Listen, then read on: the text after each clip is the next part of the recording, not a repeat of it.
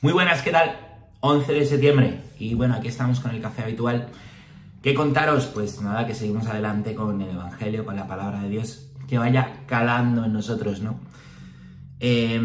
Porque sí, porque la palabra de Dios está llamada a calar, a impregnar el corazón. Entra cuando la escuchamos por el oído, entra cuando la leemos por los ojos, pero está llamada a ir conformando en nosotros lo que un padre de la Iglesia del siglo III, Orígenes, llamaba los sentidos espirituales, ¿no? También tenemos un oído espiritual, una vista espiritual para escuchar y ver las cosas de Dios, un olfato espiritual para reconocer el buen aroma de Cristo, un gusto espiritual para saborear las cosas de Dios y un tacto espiritual para tocar a Dios. Y claro, estos sentidos se desarrollan en la medida en que nosotros nos dejamos impregnar por lo que leemos y por lo que escuchamos. Esto es, ¿no? Y pues para eso hace falta no solo leer, escuchar, sino meditar, hacer nuestra, ir incorporando a la vida. Eso es también la conversión, lo que leemos y lo que escuchamos de la palabra de Dios. Es fuerte y bueno, pues tenemos una vida para esto. La palabra de Dios, cuando la leemos, cuando la escuchamos, es para revisarnos nosotros, ¿no? Bueno, y ver nosotros cómo estamos viviendo esto otro, ¿no? O también para ayudarnos a ayudar a otros, no en una corrección a palos o creyéndome yo mejor, sino, bueno, pues saber aconsejar bien desde la verdad, siempre, porque a la verdad no podemos renunciar, pero con la caridad. Tienen que ir unidas, como decía muchas veces el Santo Padre Benedicto XVI, ¿no? Bueno, dicho esto, lo digo porque hoy tenemos uno de estos evangelios que son fuertes, uno de estos evangelios que hay que pedir la ayuda de Dios para poderlo vivir nosotros, porque, pues claro, nos presenta algo que no está en nuestras fuerzas, dice muchas cosas, ¿no? Amad a vuestros enemigos, haced el bien a los que os odien, bendecid a los que os maldicen, rogad por los que os difamen, al que te hiera una mejilla, preséntale la otra, ¿no? Es fuerte, claro, y dice la palabra de Dios, porque hombre, amar al que te quiere, pues qué mérito tiene, evidentemente, ¿no? Para eso no hace falta que hubiera venido Cristo. Al que nos quiere, pues fácilmente nosotros le podemos querer, ¿no? Pero es más difícil, ¿no? Rezar, querer al otro, al que no, pues al que no me desea el bien. Ojo, cuidado con esto, ¿vale? Que esto hay que explicarlo muy bien. Lo digo porque esto no es una cuestión de nuestras fuerzas. Todos tenemos personas que nos cuestan, todos tenemos personas que nos producen como animadversión, incluso tenemos personas con las que necesitamos poner una distancia porque continuamente nos están haciendo un daño, ¿vale? Eso es totalmente verdad. Aquí de lo que se está hablando, ¿no? Y de lo que nos está hablando Jesús es de ese amor, ese perdón, esa bendición a los que nos hacen mal. Y como no podemos en nuestras fuerzas, yo creo que esto empieza por rezar por ellos. Y verás que cuesta, verás que es difícil, verás que no resulta para nada sencillo. Eso es lo que apacigua el corazón, rezar. Eso es lo que nos hace vivir con fe las cosas. Llevar a la oración también a las personas que nos resultan difíciles. Esto no quiere decir, ¿no?, que el que más que te cuesta le tienes tú que hacer tu mejor amigo a toda costa. No está diciendo eso, ¿no?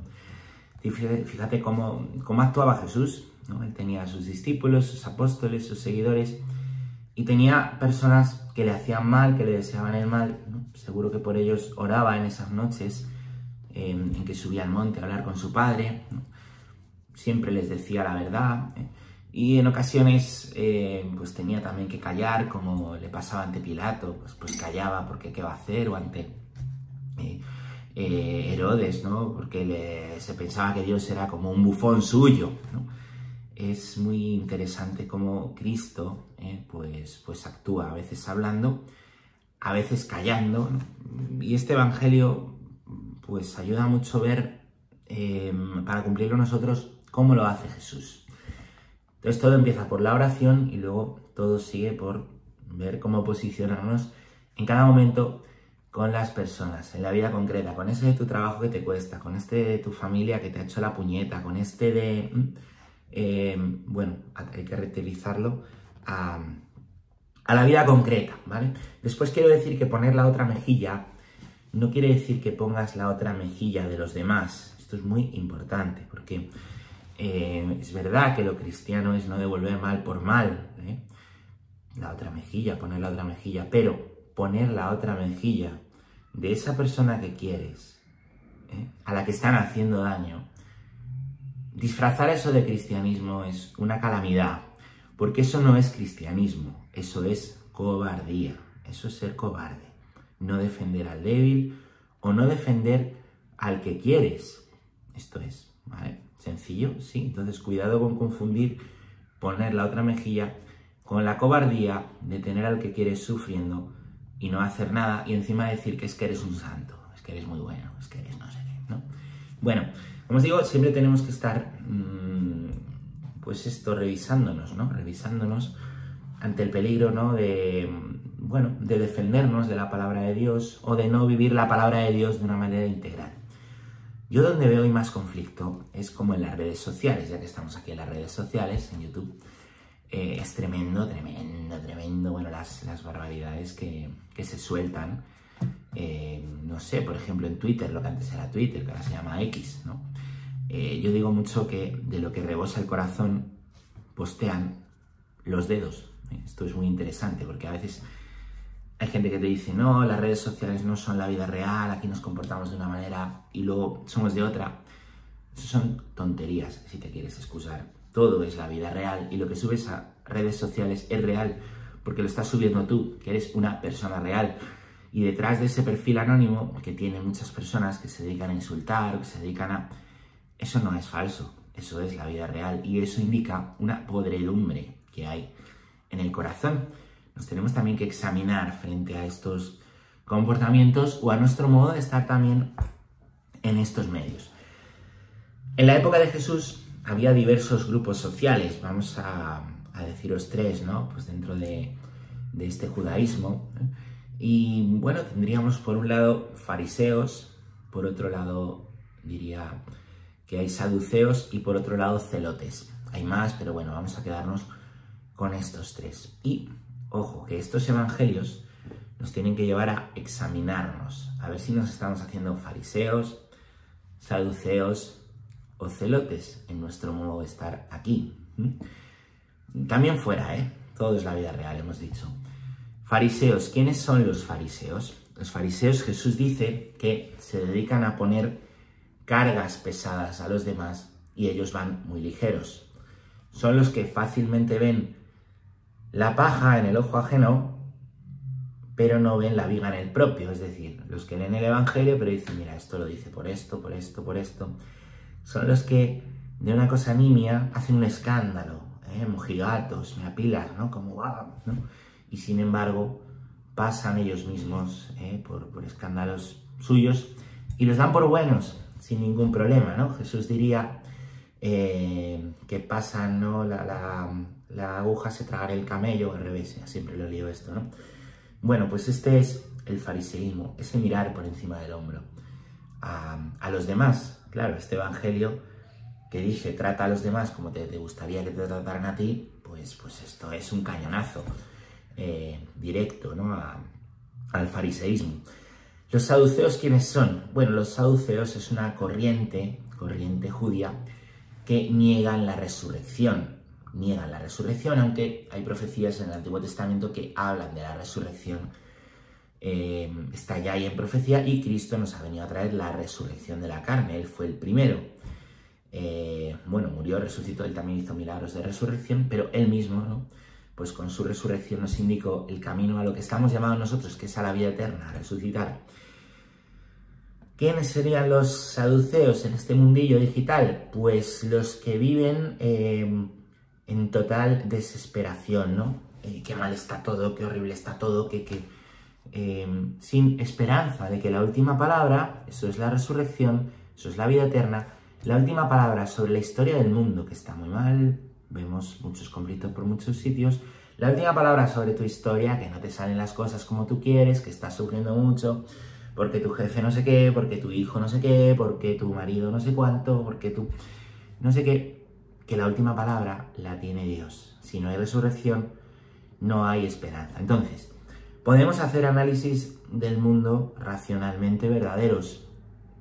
Hay cosas muy graves, están pasando cosas muy graves, hay desgracias terribles, terroríficas y vemos cosas atroces cada día. Alrededor nuestro también problemas muy grandes. Ser cristiano no consiste en decir, esto no, es mentira, al final, no consiste en un optimismo tonto. Ser cristiano consiste en ver lo que duele al mundo, denunciar también esas cosas, pero al mismo tiempo anunciar que la última palabra es de Dios, o yo a través de mi vida, pues poder ser un poquito de sal, un poquito de luz, un poquito de fermento en la masa, ¿no?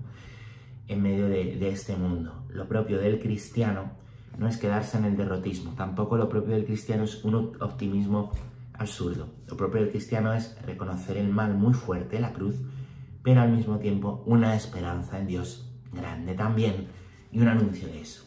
Por último hablaríamos de los celotes. Algunos de los discípulos son celotes, como Judas. Vamos a ver, los celotes, ¿quiénes son? Los que esperan la venida del Mesías, pero piensan que el Mesías va a ser un guerrero, un político, un caudillo, uno que por la fuerza va a expulsar al invasor de aquel tiempo, que es el invasor romano, para instituir un reino de Israel así. Y esto pues no es así. Jesús dice, mi reino no es de este mundo, no es de este mundo. Tratamos de traer el reino de Dios a este mundo, ¿no? Pues eso, siendo sal, siendo luz, ¿no? El reinado del bien, de la verdad, de la belleza. Tratamos de esto, ¿no? Pero no es un reinado temporal. Hay que entender esto.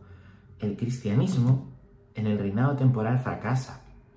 Quiero decir que no es esta nuestra misión, no es esta, ¿no? Evidentemente los cristianos nos tenemos que meter en todo y hacer las estructuras mejores, y es muy importante la misión política del cristiano, la vocación política, porque las personas somos seres políticos, es decir, vivimos en sociedad, tenemos que llegar a un acuerdo por el bien común. Es muy importante la participación cristiana de esto, pero cuidado con confundir esto, que es necesario, que es bueno, con que el reinado de Cristo es meramente temporal. Y el celote es el que quiere conseguir eso a toda costa, como que el fin justifica los medios. De hecho, pues a veces utilizaban medios no muy lícitos, ¿no?